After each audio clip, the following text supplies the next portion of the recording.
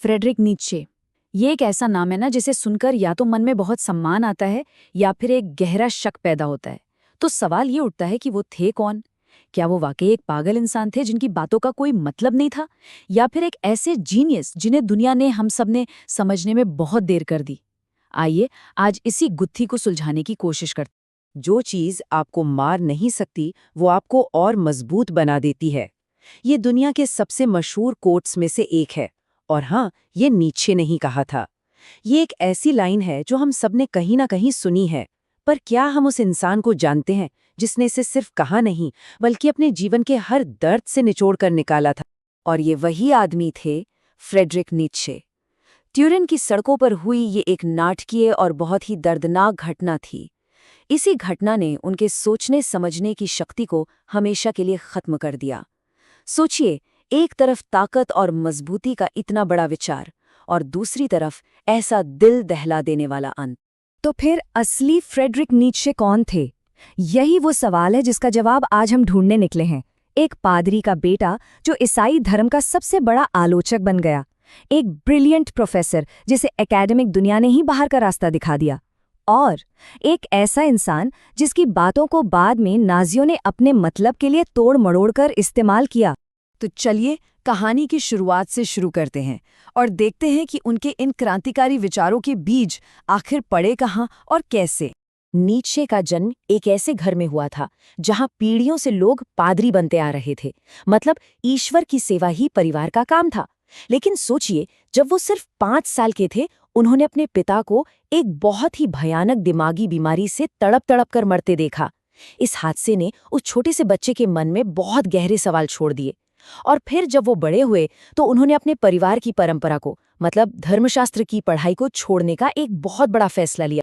जब उन्होंने धर्मशास्त्र छोड़ा तो वो क्लासिकल फिलॉसफी की तरफ मुड़े, और यहीं प्राचीन यूनानी साहित्य पढ़ते हुए उन्हें एक पूरी तरह से अलग ही दुनिया मिली। देखिए, एक तरफ थी उनकी ईसाई परवरिश जो विनम्रता, धैर्य और इस दुनिया के बाद स्वर्ग की उम्मीद करना सिखाती थी, और दूसरी तरफ थे ग्रीक हीरोज जो गर्व, ताकत और इसी दुनिया में, इसी जीवन में महान बनने का जश्न मनाते थे।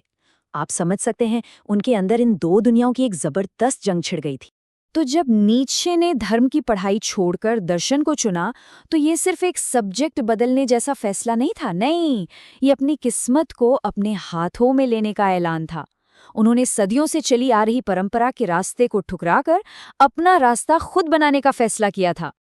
अब बात करते हैं नीत्शे के जीवन के उस दौर की जहां उनके सबसे मशहूर विचार सीधे उनकी अपनी शारीरिक और मानसिक तकलीफों से पैदा हुए। नीत्शे की पूरी जिंदगी भयानक बीमारियों से घिरी हुई थी। हम बात करें ऐसे जबरदस्त माइग्रेन की कि वो कई कई दिनों तक बिस्तर से उठ तक नहीं पाते थे। उनकी आंखें लगभग जवाब दे चुकी थीं, पढ़ना लिखना भी मुश्किल हो गया था, पेट में हमेशा दर्द रहता था। मतलब ये समझना बहुत जरूरी है कि उनकी फिलॉसफी सिर्फ किताबों और विचारों से नहीं, बल्कि सीधे दर्द के अनुभव से निकली थी।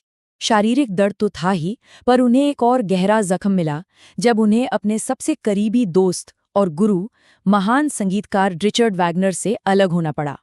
हुआ ये कि वैगनर बढ़ते हुए जर्मन राष्ट्रवाद और यहूदी विरोधी बातों का समर्थन करने लगे थे, और नीत्शे इन चीज़ों से सख्त नफरत करते थे। इस अलगाव ने उन्हें बौद्धिक रूप से तो आज़ाद कर दिया, लेकिन दुनिया में बिल्कुल अकेला भी छोड़ दिया। और इसी अकेलेपन से निकला उनका सबसे प्रसिद्ध और शायद सबसे ज्यादा गलत समझा गया विचार, ईश्वर मर चुका है। जब नीत्शे ने ये कहा तो वो कोई जश्न नहीं मना रहे थे, बल्कि वो एक बहुत बड़े सांस्कृतिक संकट की तरफ इशारा कर रहे थे। उनका मतलब था कि पश्चिमी सभ्यता का जो नैतिक आधार, जो सही गलत की समझ ईश्वर पर टिकी थी, वो अब ढह चुकी है, और अब इंसान को अपने मूल्य खुद बनाने होंगे। तो सवाल ये था कि अगर ईश्वर नहीं है तो उस खालीपन को कौन भरेगा? नीत्शे का जवाब था यूबरमेंश, यानी अतिमानव। और नहीं, ये कोई कॉमिक्स वाला सुपरमैन नहीं है जिसके पास सुपर पावर्स हों। ये एक आध्यात्मिक लक्ष्य है। ये वो इंसान है जो भेड़चाल का हिस्सा बनने से इनकार करता है, अपनी कमजोरियों पर जीत हासिल करता है और अपने जीवन को अर्थ देने के लिए अपने नियम, अपने मूल्य खुद बनाता है। और ये अतिमानव, ये ऊबरमेंश किस चीज से चलता है? इसका जवाब है शक्ति की इच्छा से, यानी विल टू पावर से। लेकिन रुकिए, ये दूसरों पर कब्जा करने या उन पर हावी होने की इच्छा बिल्कुल नहीं है, जैसा कि नाजियों ने इसका मतलब निकाला। नीचे के लिए इसका असली मतलब था खुद पर जीत हासिल करना, अपनी सीमाओं को तोड़ना और अपनी काबिलियत के शिखर तक पहुंचना। और अब आता है नीचे का शायद सबसे मुश्किल सवाल, उनकी सबसे बड़ी फिलोसॉफिकल चैलेंज।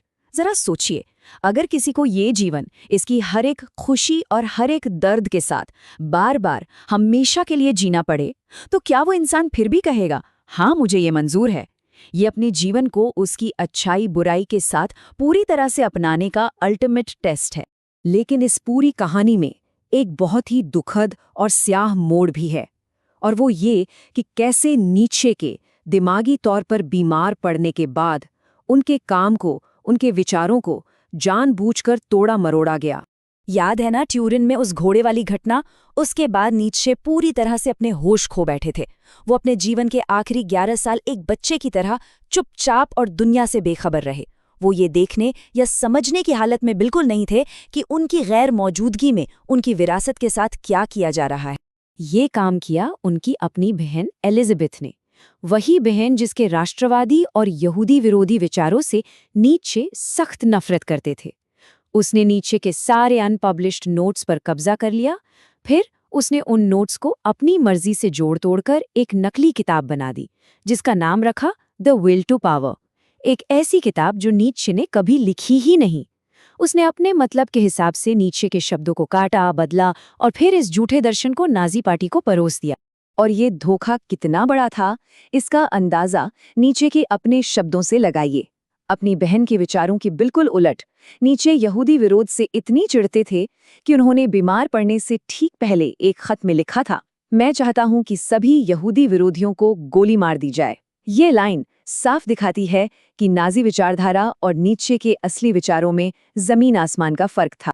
तो चलिए अब इस धोखे की परत को हटाते हैं और नीत्शे के दर्शन की उस असली ताकत पर ध्यान देते हैं जो आज भी उतनी ही मायने रखती है। कई दशकों तक नीत्शे की छवि खराब ही रही। फिर वॉल्टर कॉफमैन जैसे स्कॉलर्स ने सालों की मेहनत के बाद एलिजाबेथ की इस जालसाजी का पर्दाफाश किया। उन्होंने नीत्शे की ओरिजिनल हैंडराइटिंग को पढ़ा, उनके असली नोट्स को समझा और दुनिया को असली नीत्शे से मिलवाया। एक ऐसा विचारक जो राष्ट्रवाद और यहूदी विरोध से घृणा करता था और व्यक्ति की आज़ादी को सबसे ऊपर रखता था। तो आखिर नीत्शे की असली विरासत है क्या? ये विचार कि कोई एक एब्सोल्यूट ट्रूथ नहीं होता, सब अपने अपने नजरिए से दुनिया को देखते हैं। ये हिम्मत कि इंसान को अपने सही गलत के पैमाने खुद बनाने चाहिए। ये समझ कि असली जंग दुनिया से नहीं बल्कि खुद की कमजोरियों से होती है। और आखिर में अमोर फाती, यानी अपने भाग्य से प्यार करना। जीवन जैसा भी है, अच्छा या बुरा, उसे पूरे दिल से अपना। आखिर में नीत्शे हम सब के लिए एक सवाल छोड़ जाते हैं। उनका एक मशहूर कहना था, वो बनो जो तुम हो। ये सुनने में बहुत आसान लगता है, पर ये बहुत गहरा सवाल है। क्या हम वाकई वो जीवन जी रहे हैं जो हम जीना चाहते हैं, अपने बनाए गए मूल्यों पर, या फिर हम सिर्फ समाज, परिवार और दूसरों की उम्मीदों को पूरा करने में लगे हैं? इसका जवाब हम सबको अपने अंदर ही खोजना होगा।